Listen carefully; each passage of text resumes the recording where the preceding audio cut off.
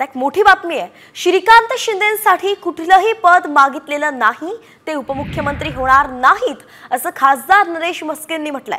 आदित्य ठाकरे श्रीकांत शिंदेंमध्ये तुलना होऊ शकत नाही असा टोला सुद्धा त्यांनी लगावलाय। पाहूयात नेमकं ते काय म्हणाले।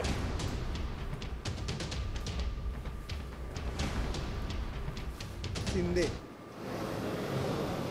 हे उपमुख्यमंत्री पद म्हणून ज्या काही माध्यमांमध्ये चर्चा सुरू आहे, मुळात त्याविषयी कुठल्याही पद्धतीची चर्चा झालेली नाही आहे आणि श्रीकांत शिंदे आणि आदित्य ठाकरे यांच्यामध्ये तुलना होऊ शकत नाही। तिसऱ्यांदा खासदार म्हणून निवडून आलेले आहेत। कुठल्याही पद्धतीने श्रीकांत शिंदे यांच्याकरता उपमुख्यमंत्री पद आम्ही मागितलेलं नाही आहे।